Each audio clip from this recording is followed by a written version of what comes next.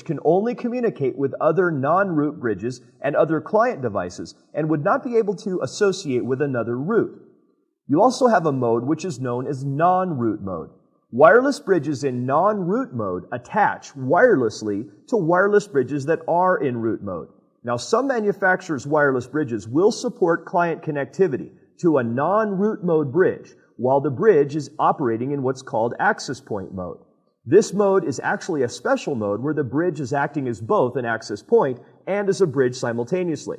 Client devices will associate to access points or bridges in access point mode, and then bridges talk to bridges.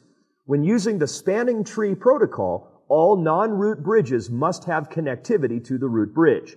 The spanning tree protocol, or STP, is going to run the spanning tree algorithm to try to prevent looping conditions in your layer 2 internetwork. The third mode is known as the access point mode.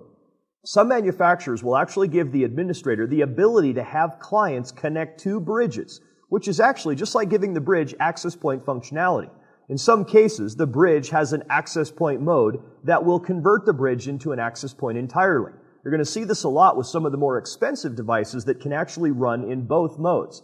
But keep in mind that if it is a dedicated bridge, and that's all it does, it's not going to have the access point mode. We also have the fourth and final mode for the wireless bridge, which is known as repeater mode. Wireless bridges configured as repeaters will be positioned between two other bridges for the purpose of doing nothing more than extending the length of the wireless bridge segment. While using a wireless bridge in this configuration does have an advantage of extending the link, it does have the disadvantage of decreased throughput because it will have to repeat all frames using the same half-duplex radio. Repeater bridges are non-root, and many times the wired port will be disabled while the bridge is in repeater mode, if it is a dual-mode access point. The hardware and software options, however, of a wireless bridge are very similar to those of an access point, and for many of the same purposes. An example of a wireless bridge operating in repeater mode is like this. What we see is two wired LANs that do have a connection with an access point. The access points, of course, are going to have a hardwired connection to the wired LAN and then provide wireless on the other side with the wireless RF radio. With a bridge in repeater mode, the objective is to extend the range, and thus one wired segment and one wireless segment can have its range extended to where the other wireless and wired segment exists. Most of the time, bridges that are in repeater mode are going to be dedicated to this function. We typically will not have users accessing the bridge because it does reduce the overall throughput, and users will really see a decline in the overall performance. One of the confusing factors that we see with bridges is what is the difference between a wireless bridge and a wireless workgroup bridge? Sometimes they're confused with one another, and what we want to do right now is to really identify what the main differences are. The biggest difference between a bridge and a workgroup bridge is that the workgroup bridge is actually a client device. A wireless workgroup bridge is capable of aggregating multiple wired LAN client devices into one collective wireless LAN. And that's very important. In the association table on an access point, a workgroup bridge will appear in the table as a single client device. The MAC addresses of the devices behind the workgroup bridge will not be seen at all on the access point. Worker bridges are very useful in environments that have like mobile classrooms as an example, mobile offices, or even remote campus buildings where a small group of users need access into the main network. Bridges can be used for this type of functionality, but if an access point rather than a bridge is placed at the central site, then using a workgroup bridge would prevent the administrator from having to buy an additional bridge for the central site. So it is a cost savings factor overall. To take a look at a wireless workgroup bridge in action, what we see here is the primary enterprise network with the wired side and, of course, the radio frequency side wireless. And then using a wireless workgroup bridge, we can actually have a small workgroup of clients behind that bridge. The only association that we will actually see is the wireless workgroup bridge's association to the main wireless access point. The remaining clients can be on a wired LAN.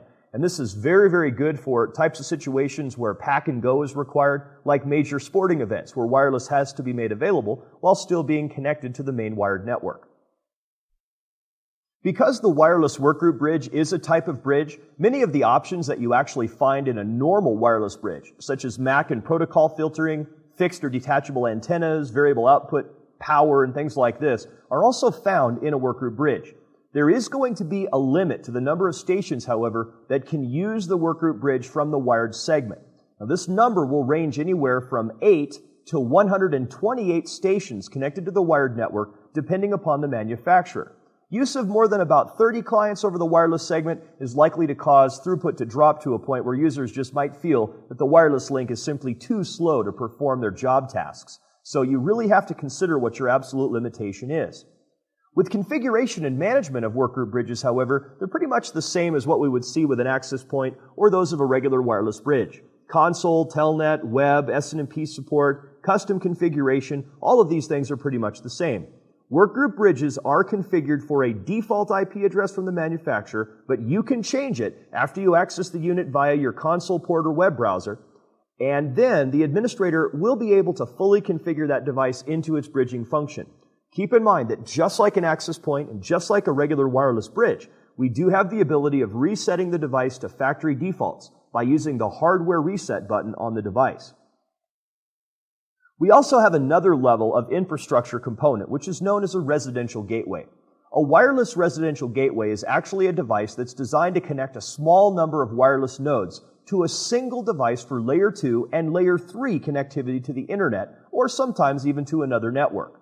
Now, manufacturers have begun combining the roles of access points and gateways into a single device.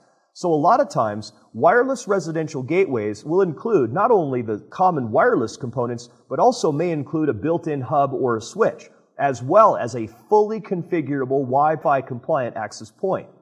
The WAN port on a wireless residential gateway is typically the internet-facing Ethernet port, and this may be connected to the internet through a variety of options. Maybe a cable modem, XDSL modem, an analog modem, or even a satellite-based modem. Any of these types of WAN interfaces, which actually connect the user to their ISP with Ethernet on the other side, can now be plugged into a residential gateway. There are a few common options that you want to get used to with residential gateways as well. Because the wireless residential gateways are becoming so popular in homes of telecommuters and in small businesses, manufacturers have begun to add just a ton of different features to these devices to aid in your overall productivity and also to aid in the overall capabilities of your network environment. Some of the common options that we'll find are like point-to-point protocol over Ethernet, PPPoE, network address translation, and port address translation for being able to use a private addressing scheme within the small office, and of course being able to connect directly to the internet using a single public address. Ethernet switching, a lot of times virtual servers and print serving, even failover routing are added to some of these devices at the higher end to give you a lot more capabilities for the small office.